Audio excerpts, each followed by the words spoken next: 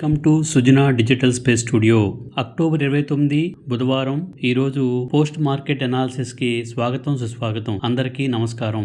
నిన్న market close అయిన తర్వాత కొన్ని కంపెనీస్ రిజల్ట్స్ వచ్చాయి. అవి ఎలా ఉన్నాయో ఒకసారి చర్చించుకుందాం. టాటా క్యాపిటల్ అనేది ఫైనాన్స్ మరియు ఇన్వెస్ట్మెంట్ సేవల్లో పనిచేసే సంస్థ. ఈ త్రైమాసికంలో వారు 7.7 రాబడి వృద్ధిని సాధించారు.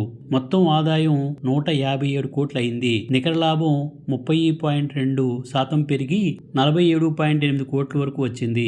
అంటే ఫైనాన్షియల్ సర్వీసెస్ బాగా పెరుగుతున్నాయి. కొత్త ఇన్వెస్ట్మెంట్ అవకాశాలు ఎదుర్కొంటోంది. ఇక్కడ టాటా క్యాపిటల్ వారి నికర లాభం ఆదాయం నుంచి పెరుగుదల చూపిస్తోంది. మార్కెట్ పరిస్థితులు అనుకూలంగా ఉన్నాయి అని చెప్పవచ్చు. ఇంకా రెండో కంపెనీ చూస్తే అదానీ గ్రీన్ రెన్యూవల్ ఎనర్జీ రంగంలో రెన్యూవబుల్ ఎనర్జీ ఉత్పత్తుల్లో పెద్ద స్థాయి కంపెనీ ఇది. Q2లో ఆదాయం 5% వృద్ధి చెందింది. గ్రీన్ ఎనర్జీ డిమాండ్ పెరుగుతోంది. ఈ కంపెనీకి మంచి భవిష్యత్తు ఉంది. అదానీ గ్రీన్ వారి గ్రీన్ ఎనర్జీ ప్రాజెక్టులకు మీద ఎక్కువ ఆసక్తి చూపుతున్నారు. కాబట్టి వీరి కంపెనీ వృద్ధి స్థిరంగా సాగుతోంది అని చెప్పవచ్చు. మూడో కంపెనీ జిందాల్ స్టీల్ ఉత్పత్తుల్లో రారాజు పెద్ద సంస్థ. Q2 లాభం తగ్గింది. మార్కెట్ లో ఒత్తిడి పెరిగింది. జిందాల్ స్టీల్ మార్కెట్ లో కొంత ఒత్తిడికి గురవుతూ ఉంది.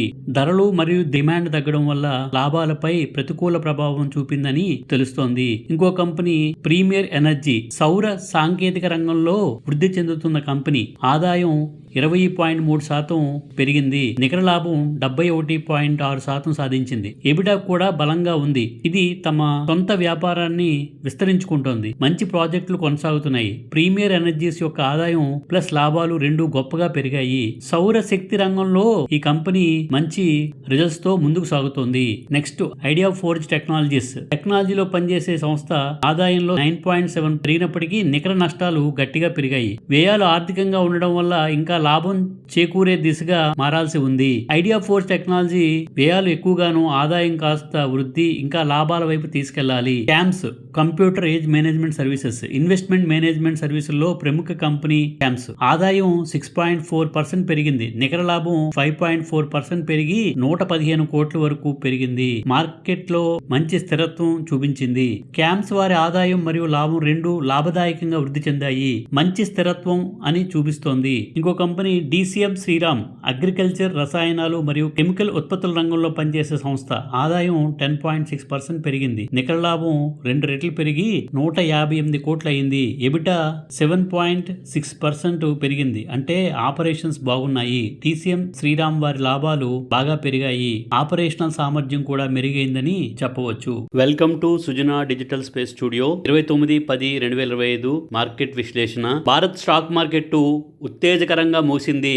సెన్సెక్స్ 369 పాయింట్లు పెరిగి 8,997 వద్ద ముగిసింది. నిఫ్టీ కూడా 26,000 పైగా లెవెల్ తో 26,054 వద్ద ముగిసింది. ఈ రోజు సూచీలు స్థిరమైన పాజిటివ్ ట్రెండ్ లో ఉన్నాయి. సిగ్మెంట్ వైజ్ చూస్తే oil and gas, metal and media రంగాల్లో మంచి పెరుగుదల కనిపించింది. అయితే ఆటో స్టాక్స్ కొంత ఒడిదుడుకులు ఎదుర్కొన్నాయి. Adani enterprises, power grid, NTPC, Adani ports, JSW steel ప్రధాన గెయినర్స్ గా నిలిచాయి. డాక్టర్ రెడ్డీస్ ల్యాబొరేటరీస్ కూడా రైజ్ అయింది. మారుతి సుజుకి, కోల్ ఇండియా లాంటి కంపెనీలు ఈ రోజు కొద్దిగా మార్కెట్ ని స్లో చేశాయి. స్మాల్ అండ్ మిడ్ క్యాప్ కూడా సానుకూలంగా 0.5 to 0.7 పెరుగుదలతో ముగిశాయి. నిఫ్టీ మార్కెట్ కి సాంకేతికంగా చూస్తే 26,100, 26,150 మధ్యలో తాత్కాలికంగా నిరోధం ఉంది. దాన్ని దాటితే 26,350 వరకు ర్యాలీ కొనసాగే అవకాశం కూడా ఉంది. మద్దతు మాత్రం 25,850 నుంచి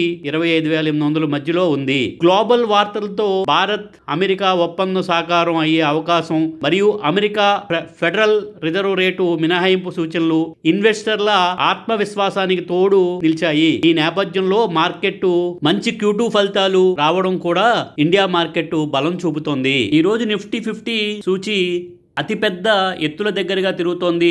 సెప్టెంబరు నిఫ్టీ 26,200 తాకింది. అంతేకాకుండా ఈ ఏడాది మధ్యలో కొద్దిగా నిరాసక్తత చూపాక మళ్ళీ 26,000 లెవెల్ దాటేందుకు ప్రయత్నిస్తోంది. ఈ పరిణామం భారత్ మార్కెట్ల పట్ల పెట్టుబడి నమ్మకాన్ని సూచిస్తోంది. ఇప్పటికీ ఈ బలమైన ట్రెండ్ మధ్యన కొన్ని స్టాక్స్ మాత్రం నష్టపోతున్నాయి. ముఖ్యంగా చూసుకుంటే Tejas network, ACC cement, Bajaj housing finance వంటి స్టాక్స్ 52 వారాల కనిష్ట స్థాయిలో దగ్గరగా ఇబ్బందిగా ఉన్నాయి. తేజస్ నెట్వర్క్ యాదృచ్ఛిక జీవిత కాలంలో 538 వరకు పడిపోయింది. అలాగే ఏసీసీ సిమెంట్ తక్కువ స్థాయిలో ట్రేడ్ అవుతోంది. దీనికి సిమెంట్ కొనుగోలు విభాగంలో తాత్కాలిక ఒత్తిడే కారణమని విశ్లేషకులు భావిస్తున్నారు. బజాజ్ హౌసింగ్ ఫైనాన్స్ కూడా అతి కనిష్ట ధరలో ఉంది. వార్షిక నష్టాలు మరియు ఫైనాన్షియల్ సమస్యలు దీనికి ఇబ్బందిగా ఉన్నాయి. ఈ పరిస్థితి మార్కెట్లో తేడాలున్నా విస్తృతంగా నిఫ్టీ 50 బలంగా ఉన్నదని తెలుస్తోంది. ఇది కొందరి పెట్టుబడిదారులకు కొనుగోలు ఛాన్సులు, మరోవైపు కొందరికి జాగ్రత్త పడాలని సూచించే విషయంలా ఉంది. ఎందుకంటే కొన్ని రంగాల్లో తాత్కాలిక సంక్షోభాలు ఉండవచ్చు. అందువల్ల ఇన్వెస్టర్లు మార్కెట్ అప్డేట్స్ ను సక్రమంగా ఫాలో అవ్వాలి. సెక్టోరియల్ పరిస్థితులను కూడా గమనించాలి. లాంగ్ విజన్ తో ముందుకు వెళ్ళాలి. విశ్లేషణతో కూడిన ఎనలైజ్ చేసి స్టాక్స్ లో పెట్టుబడి పెట్టాలి. ఇంకా Q2 ఈరోజు రిజల్ట్స్ కోసం ఆడుకుంటే L&T Larson and turbo company Q2 లో 16% నికర లాభం పెరుగుదలతో 3,946 కోట్ల నికర లాభం అందుకుంది. అయితే ఇది ఫలితాలు అంచనా కొద్దిగా మిస్ అయింది. అలాగే కోల్ ఇండియా Q2 ఫలితాలు ఆదాయం గత సంవత్సరం కన్నా 3.2% తగ్గి 30,187 కోట్లకి చేరింది. నికర లాభం 4,263 కోట్లకి తగ్గింది. ఎబిటా కూడా 22% తగ్గి 6,716 కోట్లు వచ్చింది. ఎబిటా మార్జిన్ 22% కి కూడా తగ్గింది. కాకపోతే ఇంటర్మ్ డివిడెండ్ ₹10.25 ప్రకటించడం విశేషం. Record date November 4. చెల్లింపు నవంబర్ 28. రోజు షేర్స్ కోల్ ఇండియా రిజల్ట్స్ వచ్చాక 2% దాకా పతనం పొందాయి. మోతీలాల్ ఓస్వాల్ సెబీ ప్రతిపాదించిన బ్రోకరేజ్ ఫీజులు తగ్గింపు కారణంగా షేర్లు సుమారు 8% కింద వచ్చాయి. క్యాష్ మార్కెట్ ఫీజులు 12 నుంచి ₹2 మరియు డెరివేటివ్స్ మార్కెట్ ఫీజులు 5 నుంచి ₹1 తగ్గించే ప్రతిపాదన చిన్న మీడియం బ్రోకర్లపై ప్రభావం ఉంటుందని భావిస్తున్నారు. రాడికో ఖైతాన్ Q2 ఫలితాలు ఆదాయం 29.6% పెరిగి 5,056 కోట్లకు చేరుకుంది. ఎబిటా 46% పెరిగి 238 కోట్లకు, మార్జిన్ 4.7% మెరుగైంది. నికర లాభం 73.7% పెరిగి 140 కోట్లకు చేరింది. NMDC స్టీల్స్ Q2 ఫలితాలు నికర నష్టం 115 కోట్లకి తగ్గింది. గడిచిన ఏడాది 595 కోట్ల నష్టంతో పోల్చినప్పుడు ఆదాయం స్వల్పంగా 0.7% పెరిగి 3,390 కోట్లకు చేరింది. ఈ రోజు మార్కెట్ కొత్త ఎత్తులు చూసింది. నిఫ్టీ 50 117 పాయింట్లు పైకెళ్లి 26,053.90 దగ్గర క్లోజ్ అయింది. అలాగే సెన్సెక్స్ 368.97 పాయింట్లు లాభపడి 84,997.13 దగ్గర సెన్సెక్స్ ఉంది. అంతేకాకుండా FII డేటా చూసుకుంటే ఈ రోజు FIIs 2,540 కోట్లు అమ్మకాలు చేశారు. DAలు అంటే ఇన్స్టిట్యూషనల్ ఇన్వెస్టర్స్, అంటే మన మ్యూచువల్ ఫండ్స్ వీళ్ళు మేనేజ్ చేసేవాళ్ళు ఈ రోజు కొన్నది 5,692 కోట్లు. అంటే ఎంతైతే FIIs అమ్మారో దానికి డబుల్ మన DAS మ్యూచువల్ ఫండ్స్ ఇన్స్టిట్యూషనల్ ఇన్వెస్టర్లు కలిపి కొన్నదైతే 5,692.81 కోట్లు. మీకు ఇష్టమైతే మా యూట్యూబ్ ఛానల్ ని మీరు సబ్స్క్రైబ్ చేయండి.